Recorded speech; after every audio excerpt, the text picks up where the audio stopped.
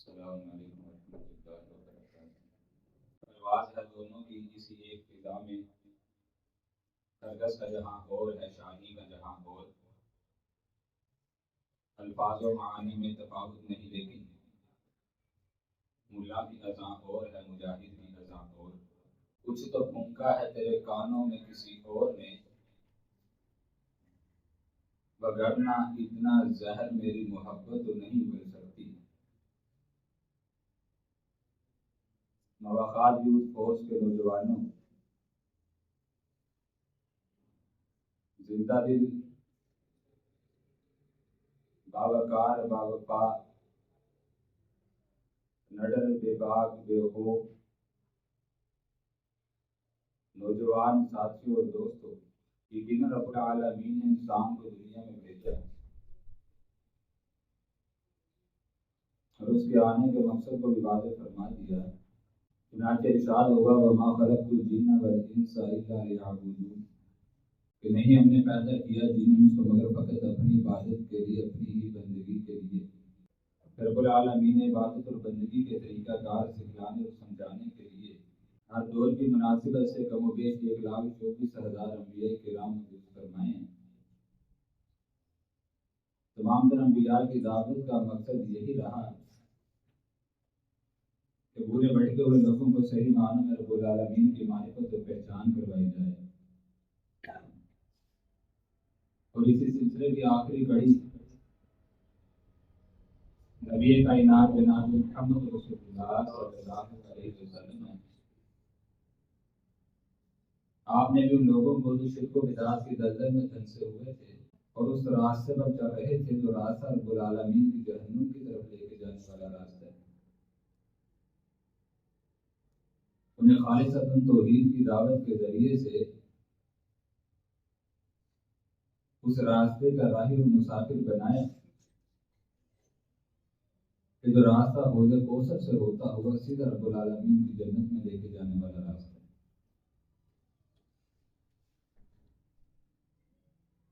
محترم بھائیوں، اللہ رب العزت نے دنیا میں جتنی بھی چیزیں بنائی ہیں، جتنی بھی مخلوقات ہیں، اللہ رب العزت کی کوئی بھی تخلیق وہ زائد، بیکار اور ناقص نہیں ہے۔ خواہ چرند ہوں، پرند ہوں، حیوانات ہوں، انسانات ہوں، نباتات ہو، جمادات ہو، غرض یہ کہ جس چیز کو رب العالمین نے تخلیق کر دیا اس کے کچھ اوصاف ہیں،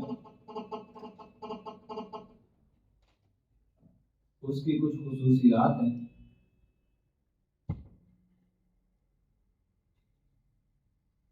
ان اوصاف ان خصوصیات کی بنیاد پر رب العالمین نے وہ صفات لوگوں کے سامنے بھی رکھنا چاہیے۔ اگر بات سمجھ نہ آئے، اللہ رب العزت نے انسان کی غذا کے لیے کھجور بنائی، اور اس کھجور کی جو گٹھلی ہے کس قدر چھوٹی سی چیز ہے، شاید جسے ہم کھجور کھانے کے بعد زیادہ دیر اپنے منہ میں رکھنا پسند نہیں کرتے، فوراً ہم اس گٹھلی کو نکال کر پھینک دیتے ہیں۔ یعنی ہماری نظروں میں اس گٹھلی کی بھی اتنی سی اہمیت ہے کہ جب تک کھجور کے ساتھ جڑی رہی اس وقت ہمارے منہ کا نوالا اور لقمہ بنی رہی، لیکن جو اس گٹھلی کے اوپر سے کھجور پیچھے ہوئی، ہماری نظروں میں اس گٹھلی کی بالکل بھی کوئی اہمیت اور ویلیو نہ رہی۔ لیکن آئیے اسی گٹھلی کی مثال کو اٹھا کے دیکھ لیتے ہیں اللہ رب العزت نے لوگوں کو، انسانوں کو کیسے سمجھایا ہے۔ قرآن مجید میں اسی گٹھلی کے متعلق رب العالمین نے 3 پیراؤں میں اس کا ذکر کیا ہے۔ اسی گٹھلی کے ساتھ متصف قرآن مجید میں رب العالمین نے لفظ کی تغیر استعمال کیا۔ اسی گٹھلی کے ساتھ منسلک اللہ رب العزت نے قرآن مجید میں لفظ فتیل کا استعمال کیا، اور اسی گٹھلی سے منسلک اللہ رب العزت نے قرآن مجید کے تیسرے مقام پر لفظ نکیر کا استعمال کیا۔ کتمیر کی بات آئی، اللہ رب العزت نے کہا یہ جو کھجور کی گٹھلی کے اوپر ہلکی سی جھلی جو چھلکا سا ہوتا ہے، اللہ رب العزت نے اس کا ذکر کیا، اسے عربی میں کتمیر کہا جاتا ہے۔ کبھی غور کرنا، اس گٹھلی کے درمیان میں جو لائن ہوتی ہے، اس لائن میں ایک چھوٹا سا دھاگا ہوتا ہے۔ اللہ رب العزت نے قرآن مجید میں گٹھلی کے اس دھاگے کو فتیل کہا ہے اور اس کی مثال بیان کی۔ وقت نہیں اور موضوع یہ نہیں ہے کہ کن مواقع پر یہ مثالیں بیان کی اور ان سے اللہ رب العزت کیا ثابت کرنا چاہتے ہیں۔ اور تیسرے نمبر پر اسی گٹھلی میں سے جہاں سے آگے پودا پھوٹتا ہے، شاخ پھوٹتی ہے، اسے نکیر کہا جاتا ہے۔ جو چھوٹا سا گڑا اس گٹھلی کے اوپر موجود ہوتا ہے، اسے نکیر کہا گیا۔ اور اللہ رب العزت نے اس کے بارے میں کیا فرمایا؟ وَمَن يَعْمَلْ مِنَ الصَّالِحَاتِ مِن ذَكَرٍ أَوْ أُنثَىٰ، لوگوں تم میں سے کوئی بھی خواہ مذکر ہو خواہ مؤنث ہو، جو بھی نیک عمل کر کے لائے گا، نیکی کے اوپر اپنی زندگی کو گزار کے ہمارے پاس آئے گا، فَهُوَ مُؤْمِنٌ، شرط یہ ہے کہ وہ مومن ہو، اہل ایمان ہو۔ يَدْخُلُونَ الْجَنَّةَ، فرمایا ہم اس کو جنت میں داخل کریں گے، وَلَا يُظْلَمُونَ نَقِيرًا، اور اس کے اوپر اس نقیر کے برابر بھی ظلم نہیں کیا جائے گا جو گٹھلی کے اوپر چھوٹا سا گڑا موجود ہوتا ہے۔ اس قدر اللہ رب العزت نے انصاف کے ترازو کو قائم کیا۔ یہ بات تھی ایک گٹھلی کی کہ جسے میں اور آپ حقارت کی نگاہ سے دیکھ کر یوں ہی پھینک دیتے ہیں۔ آئیے اسی طرح اللہ رب العزت نے پرندوں کی تخلیق فرمائی ہے، اور پرندوں میں سے ایک پرندہ جسے شاہین کہا جاتا ہے، جسے عقاب کہا جاتا ہے۔ جائیے اس کی ہسٹری کو اٹھا کے دیکھ لیجیے، یہ باقی تمام پرندوں سے الگ نظر آئے گا۔ جو اس کی خصوصیات ہیں اس لیول کی کسی دوسرے پرندے میں نظر نہیں آئیں گی۔ اس کے حوصلے کو اٹھا کے دیکھ لیجیے، اس کا حوصلہ کتنا ہے، جذبہ کتنا ہے۔ اس کے حوصلے، اس کے جذبے جیسا کوئی دوسرا پرندہ بھی نظر نہیں آئے گا۔ اس کی نگاہ، اس کی نظر کو دیکھیے، اس کی نظر جیسا بھی کوئی دوسرا پرندہ نظر نہیں آئے گا۔ اور اسی طرح اس کے بسیرا کرنے کو اٹھا کے دیکھ لو تو جائیے شاہین وہ واحد پرندہ ہے، یہ عقاب وہ واحد پرندہ ہے کہ جس کا کبھی گھونسلہ نظر نہیں آئے گا۔ اور یہی وجہ ہے کہ نوجوانوں میں تڑپ پیدا کرنے کے لیے، نوجوانوں میں ولولہ پیدا کرنے کے لیے، نوجوانوں میں لگن پیدا کرنے کے لیے اقبال نے اس وقت برصغیر کی سرزمین پہ مسلمان نوجوان کو شاہین کے ساتھ تشبیہ دی اور پھر اس شاہین کی خوبیاں نوجوانوں میں بیدار کرنے کے لیے، اس شاہین کی خوبیاں نوجوانوں میں پروان چڑھانے کے لیے اقبال نے مختلف پیراؤں سے اس شاہین کا تذکرہ کیا ہے، اس شاہین کا ذکر کیا ہے۔ اقبال نے تو ذرا آگے کی سوچی، کیوں نہ ہم ایک لمٹ کے اندر رہ کر اس شاہین کو دیکھ لیتے ہیں۔ اقبال نے اس کی خصوصیات کو ملانا چاہا انسانوں کے ساتھ، نوجوانوں کے ساتھ، مسلمانوں کے ساتھ، لیکن جو خصوصیات اقبال نے 1400 سال بعد اس شاہین کی نکال کے بیان کی ہیں، میرے محترم بھائیو، نبی کریم صلی اللہ علیہ وسلم نے 1400 سال قبل اپنی احادیث کے ذریعے سے وہ بیان کر دی۔ جائیے ایک نظر دوڑا کے دیکھیے اسی شاہین پر، اس کا مقابلہ کرتے ہوئے ایک پرندہ نظر آتا ہے جسے کرگس کہا جاتا ہے، گدھ جسے کہا جاتا ہے۔ شاہین کی طرح اڑان بھی یہ بھر لیتا ہے، شاہین کی طرح فضا کی بلندیوں پر بھی یہ چلا جاتا ہے، شاہین کی طرح یہ نظر بھی زمین پر لگا لیتا ہے۔ لیکن ایک بار آ جا کے پھر ان کے درمیان فرق آ جاتا ہے، تقابل ہو جاتا ہے کہ شاہین کی یہ خصوصیت ہے کہ وہ اپنا شکار خود کر کے کھائے گا، مردار شکار وہ نہیں کھا سکتا۔ لیکن یہاں پر آ کے گدھ کی بھی بات ہوگی، کرگس کی بھی بات ہوگی کہ وہ مردے شکار کے اوپر ٹوٹ پڑتے ہیں، ان کو کھا لیتے ہیں۔ اسی وجہ سے اقبال نے تڑپ کے بولا تھا کہ پرواز ہے دونوں کی اسی ایک فضا میں، شاہین بھی اسی فضا میں پرواز کرتا ہے، گدھ بھی اسی فضا میں پرواز کرتا ہے۔ کرگس کا جہاں اور ہے، شاہین کا جہاں اور۔ گدھ کی اپنی باتیں ہیں، اس کے اپنے مسکن ہیں، اس کے اپنے رہنے کی جگہ ہیں، اور شاہین کی اپنی رہنے کی جگہ ہیں، وہ تو رہتا بھی کہیں نہیں، اس کا تو گھونسلہ بھی کہیں نظر نہیں آئے گا۔ اسی وجہ سے کہا تھا پرواز ہے دونوں کی اسی ایک فضا میں، کرگس کا جہاں اور ہے، شاہین کا جہاں اور۔ الفاظ و معانی میں تفاوت نہیں، لیکن ملا کی ادا اور ہے، مجاہد کی ادا اور۔ آج ایک مسلمان اپنے آپ کو صوفیزم کی طرف لے کر تو جانا چاہتا ہے۔ آج ہمارے معاشرے کے اندر درویشی کی باتیں بھی کی جاتی ہیں، لیکن جائیے تمام تر صحابہ کرام رضوان اللہ علیہم اجمعین کی ذرا زندگی کو تو اٹھا کے دیکھو، کیا ان کے اندر صوفیزم نظر آتا ہے یا کہ نہیں؟ کیا ان کے اندر یہ جذبہ جو آج ہمارے ہاں ملا کے نام پر لوگوں کے سامنے عام کر دیا گیا، کیا اس کا تعلق صحابہ کرام کی زندگیوں سے نظر آتا ہے یا کہ نہیں؟ میرے محترم بھائی، جائیے تاریخ اسلامیہ پر نظر دوڑا کے دیکھ لیجیے۔ تاریخ اسلام میں جن جن لوگوں نے جس جس انداز سے فتوحات حاصل کی، جس جس انداز سے مختلف علاقوں کو فتح کرتے چلے کسی دین کی بنیاد پر، جائیے تاریخ اسلام ان سب کو مجاہد کے نام سے یاد کرتی ہے، ملا کے نام سے یاد نہیں کرتی۔ تو یہی ایک فرق جو اس وقت موجودہ دور کے نوجوانوں میں کرنا ہے کہ اپنے آپ کو کیا سمجھنا ہے، ملا کے مجاہد۔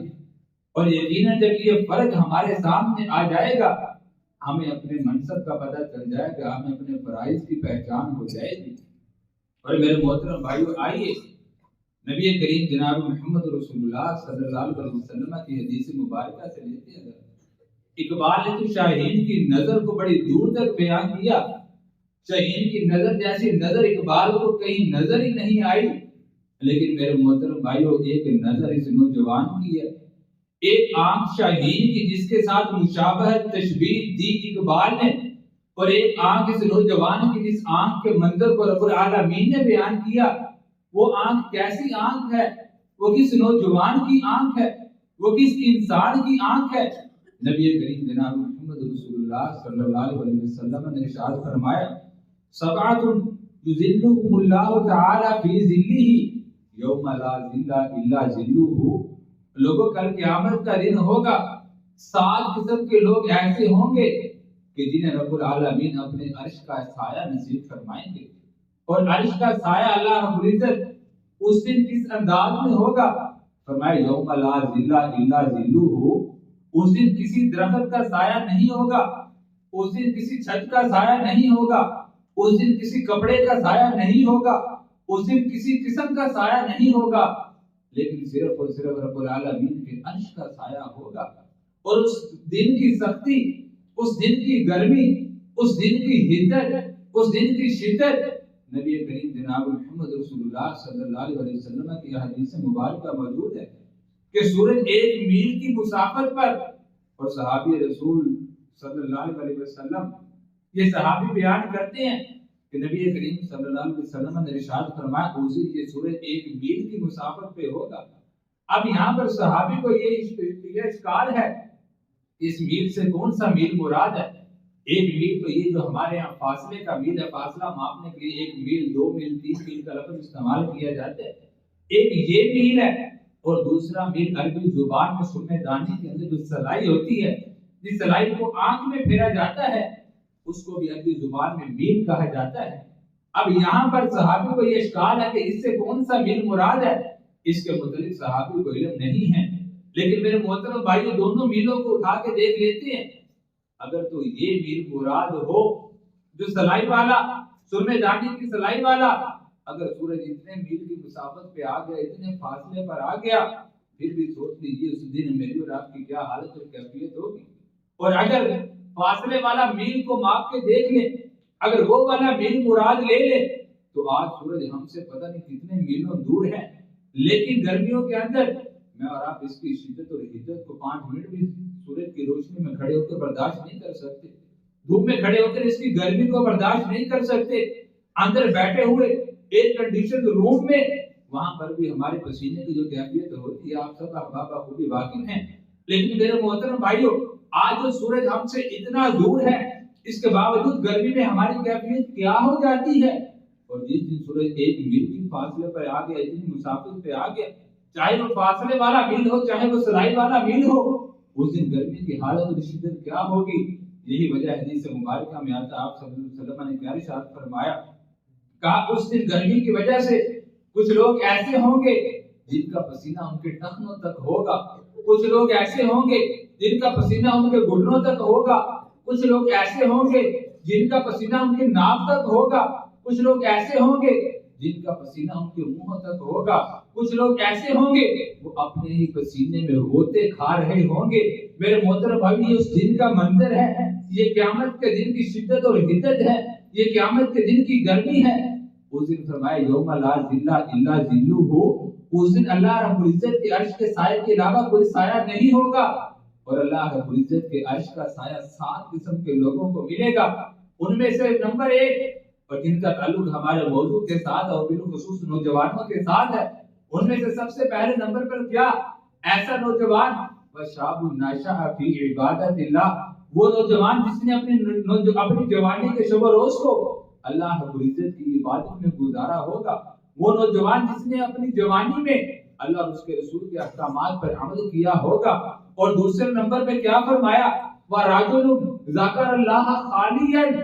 فَفَاضَتْ عَيْنَاهُ، اور دوسرے نمبر پہ ایسا شخص ہے جو اللہ رب العزت کو یاد کرنے لگا، رب العالمین کی یاد میں بیٹھا، اور جس انداز میں بیٹھا، حدیث مبارکہ کے الفاظ ذَكَرَ اللَّهَ خَالِيًا، خلوت میں بیٹھ کر، علیحدگی میں بیٹھ کر، دنیا داری سے قطع تعلقی کر کے، دنیا داری سے کٹ کر یہ اللہ رب العزت کے سامنے آ کے بیٹھ گیا۔ ذکر اللہ خالیا، اس نے بیٹھ کر اللہ رب العزت کا ذکر کرنا شروع کر دیا، اس نے بیٹھ کر اپنے مالک کو یاد کرنا شروع کر دیا، اس نے بیٹھ کر اپنی زندگی کے اس دور کو یاد کیا کہ جب یہ شکم مادر میں تھا، اس وقت بھی اس کو خوراک پہنچانے والی ذات رب العالمین کی ذات تھی۔ اس نے بیٹھ کے اپنی زندگی کے اوپر نظر دوڑائی کہ اللہ رب العزت نے اس وقت بھی اس شخص کو یاد رکھا، اس کی ضروریات کو اس وقت بھی رب العالمین نے پورا کیا جب اس کی ضروریات کو پورا کرنے والا دنیا میں موجود کوئی نہیں تھا۔ اس وقت بھی اللہ رب العزت نے اس کو یاد رکھا کہ جب دنیا میں اس کا نام لینے والا بھی کوئی نہیں تھا۔ یہ شخص بیٹھ گیا، جب اپنے رب کو یاد کرنے لگ گیا، رب العالمین کا ذکر کرنا شروع ہو گیا، اور ذکر کرتے کرتے اس کے اوپر کیفیت کیا آئی، ففاضت عیناہ، اس کی آنکھوں سے آنسو جاری ہو گئے، یہ رو پڑا، اپنے رب کے سامنے گڑ گڑایا، یہ اپنے رب کے سامنے معافی کو طلب کرنے لگا۔ اس کی کیفیت یہ بن گئی کہ روتے روتے اس کی آنکھوں سے اس قدر آنسو جاری ہوئے کہ ادھر اللہ رب العزت نے اپنے محبوب نبی کے ذریعے سے اس بات کا اعلان کروا دیا، کہا اے محبوب پیغمبر، اپنی امت کے 7 قسم کے لوگ جنہیں میں اپنے عرش کا سایہ نصیب فرماؤں گا، اس بندے کا بھی ذکر کر دو۔ وَرَجُلٌ ذَكَرَ اللَّهَ خَالِيًا فَفَاضَتْ عَيْنَاهُ، اے محبوب پیغمبر، آپ کی امت کا وہ شخص، آپ کی امت کا وہ نوجوان جس نے میرا ذکر تنہائی میں کیا اور اس کی آنکھوں سے آنسو جاری ہو گئے، لاؤ اس کی آنکھوں کا اقبال شہین کی نظر کا ذکر کیا تھا۔ میرے محترم بھائیو، میرے نبی صلی اللہ علیہ وسلم نے اس نوجوان کی آنکھ کا ذکر کیا، کہا اس کی آنکھ بس اتنی سی، اس کی آنکھ سے آنسو نکل آئے، اس کی آنکھ سے آنسو جاری ہو جائے، رب العالمین کے ڈر کی وجہ سے یہ رو پڑا۔ اللہ رب العزت کو اس کے آنکھ سے نکلے ہوئے یہ آنسو اس قدر پسند آئے کہ اللہ رب العزت نے کل قیامت کے دن ایسے بندے کو اپنے عرش کا سایہ عطا فرما دینا ہے۔ کل قیامت کے دن رب العالمین نے ایسے شخص کو اپنے عرش کا سایہ نصیب فرما دینا ہے۔ تو میرے محترم بھائیو، آئیے آج تو ہم نے مثالیں دینے کے لیے دنیا کی چیزوں کو انسانوں میں لانا شروع کر دیا،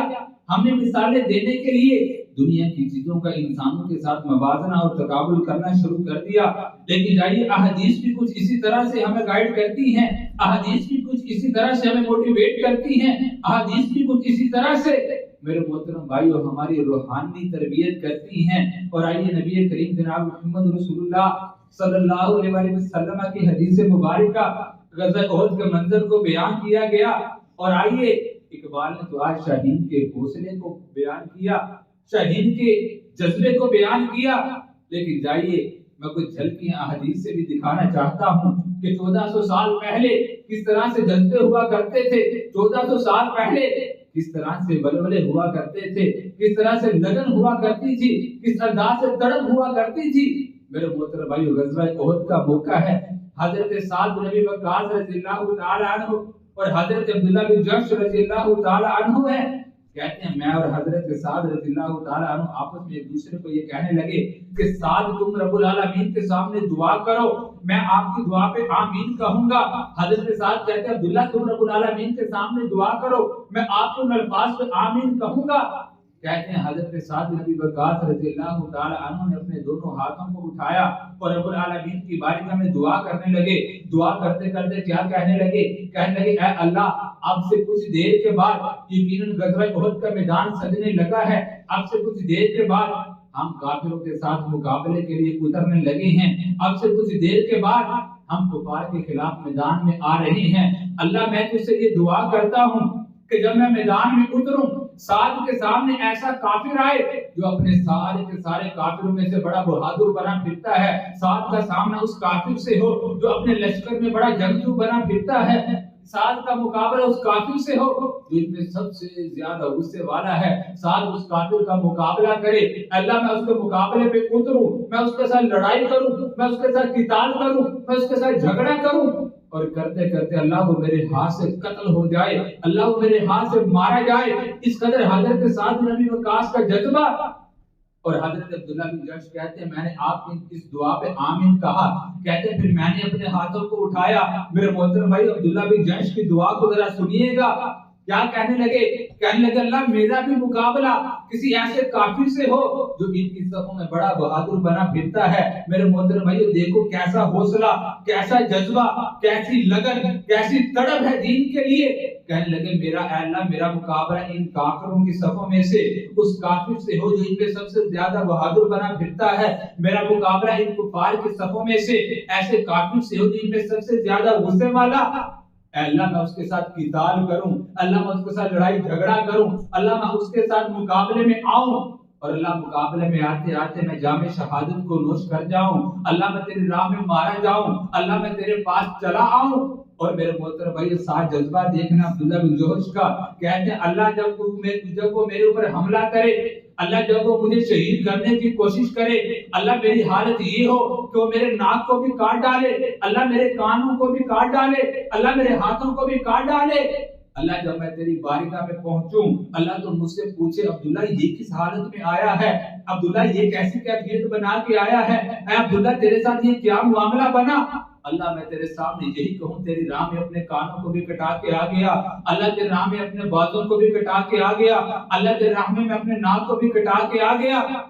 اور عبداللہ کی یہ خواہش ہے اللہ تو آگے سے مجھ کو یہ کہے کہ عبداللہ ٹھیک ہے میں سمجھ گیا، میں تیری اس بات پہ راضی ہوں، عبداللہ میں تیرے اس عمل پہ راضی ہوں۔ حضرت سعد رضی اللہ تعالیٰ عنہ کہتے ہیں میں عبداللہ کی طرف دیکھ کے حیران اور پریشان کہ میں نے جب دعا کی تھی میں نے کہا کافر میرے ہاتھ سے مارا جائے وہ جہنم واصل ہو جائے،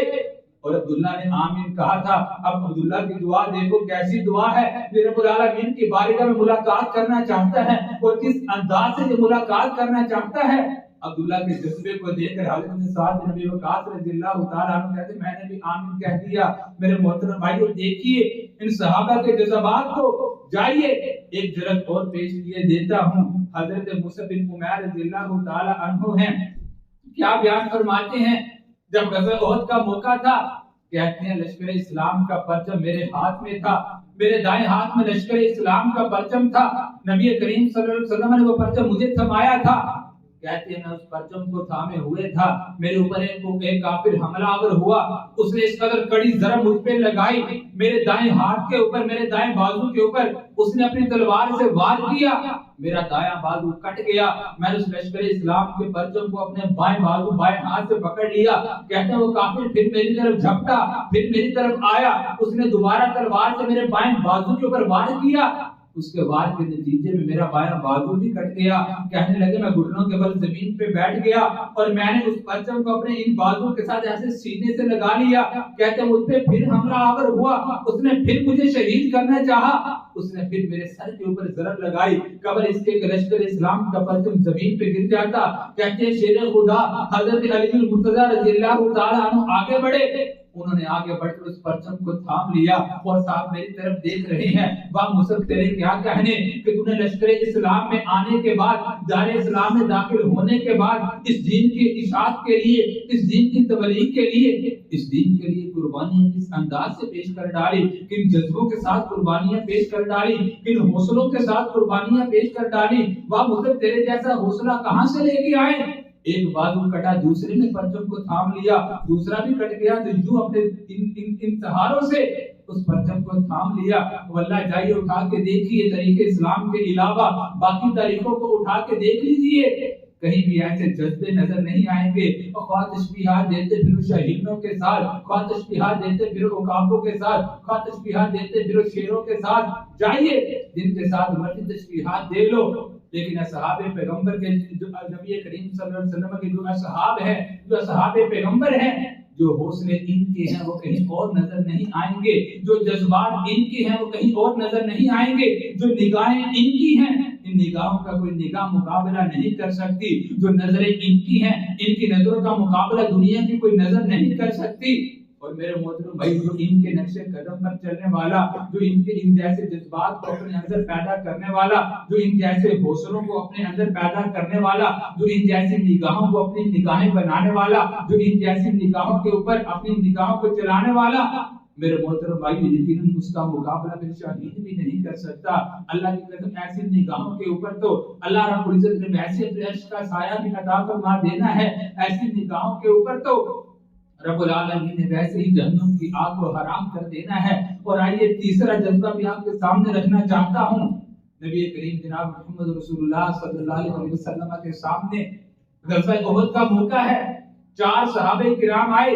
چاروں آپس میں بھائی ہیں، اور انہوں نے آ کر کہا اللہ کے نبی ہم اس غزوے میں شامل ہونا چاہتے ہیں، لیکن اس کے ساتھ ساتھ ہمارے گھر میں ابا جان موجود ہیں جو لنگڑے ہیں، صحیح طرح سے چل نہیں سکتے، لنگڑا کے چلتے ہیں، لیکن اللہ کے نبی ہمارے ابا جان کا بھی یہ حوصلہ ہے، ان کا بھی یہ جذبہ ہے، ان کی بھی یہ خواہش ہے، ان کی بھی یہ تمنا ہے، ان کی بھی یہ آرزو ہے، وہ بھی اس غزوے میں شامل ہونا چاہتے ہیں، وہ بھی لشکر اسلام میں شامل ہونا چاہتے ہیں۔ نبی کریم صلی اللہ علیہ وسلم نے کہا جاؤ اپنے باپ کو بلا کے لاؤ، جاؤ اپنے والد کو بلا کے لاؤ، یہ چاروں بھائی اپنے باپ کو اٹھا کے پاک پیغمبر علیہ السلام کی مجلس میں لے کے آئے،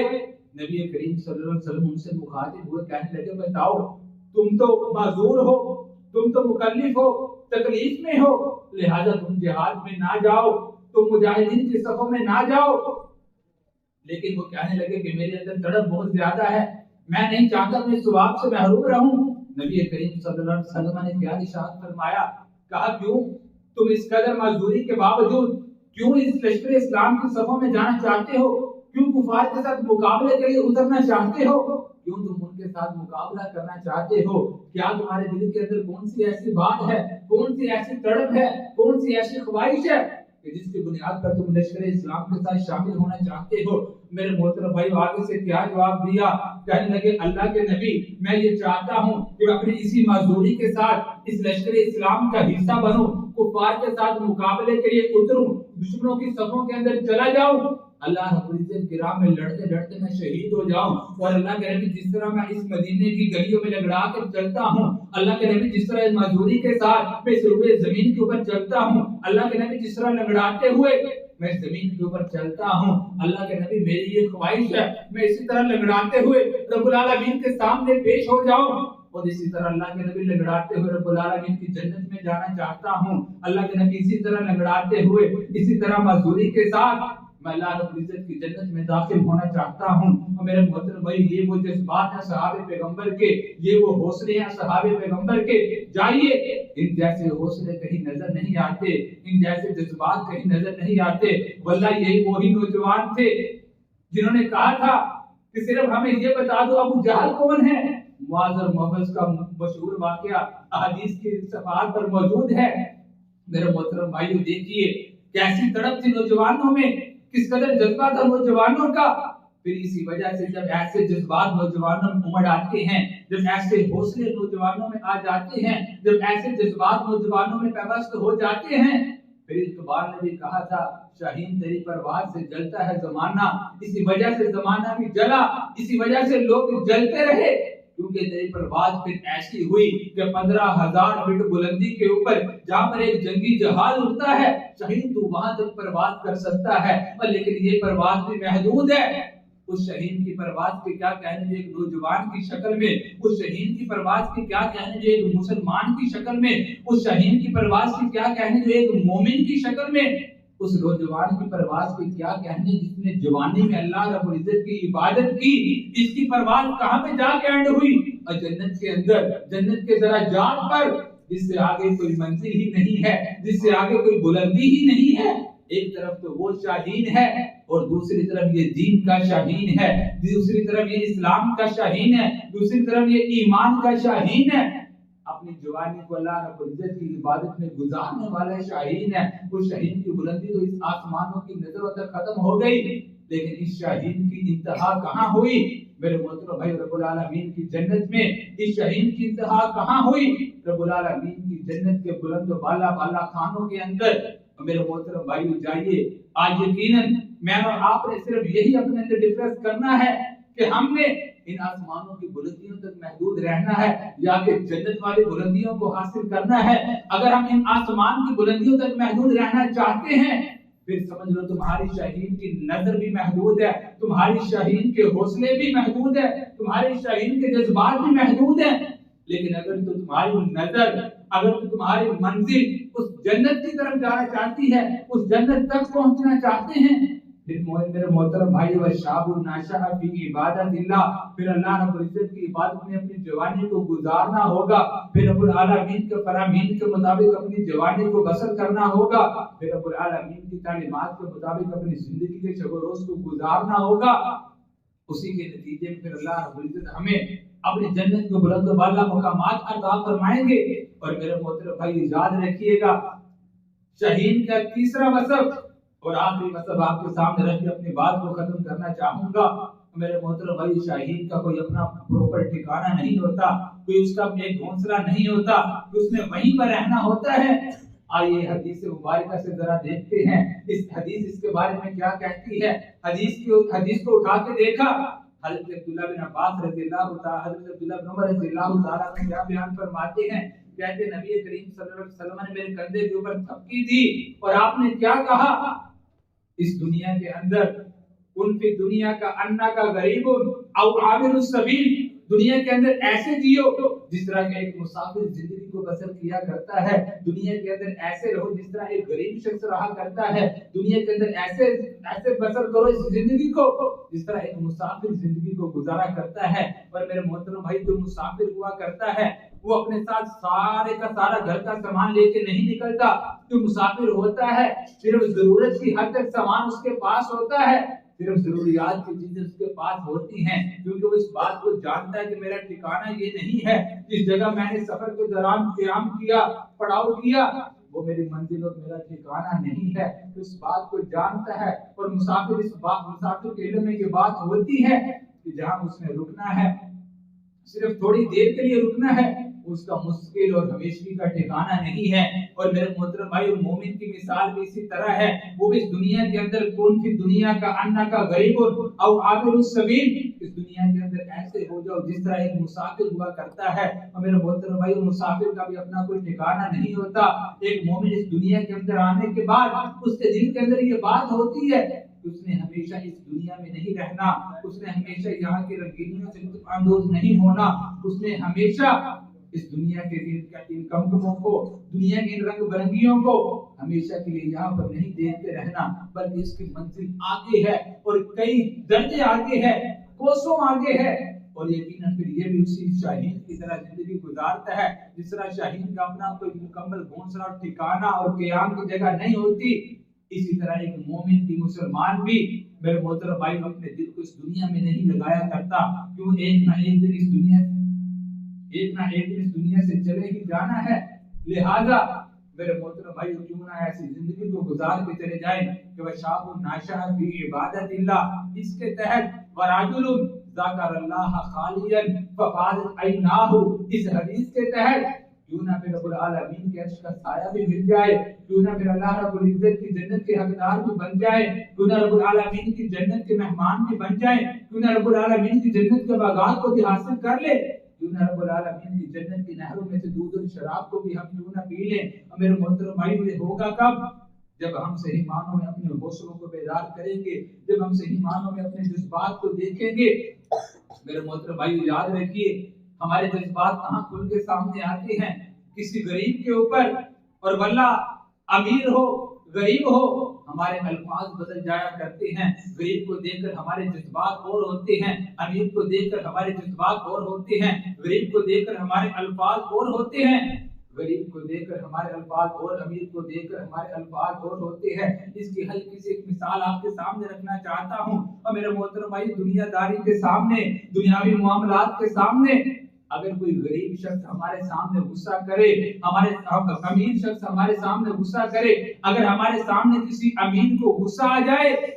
میرے محترم بھائی میرے معاشرے کا مزاج تو یہ ہے، لوگ امیر کے غصے کو دیکھ کر یہ کہتے ہیں اس کا بلڈ پریشر ہائی ہو چکا ہے، لیکن میرے معاشرے کا یہ بھی مزاج ہے، غریب کو غصہ آ جائے تو یہ کہتے ہیں یہ پاگل ہو گیا ہے۔ غریب کو غصہ آئے اس کے لیے طرح طرح کے الفاظ بدل ڈالتے ہیں، اس کو حقیر کر دیتے ہیں، کہتے ہیں یہ پاگل ہو گیا، یہ اپنے ہوش و حواس کھو بیٹھا،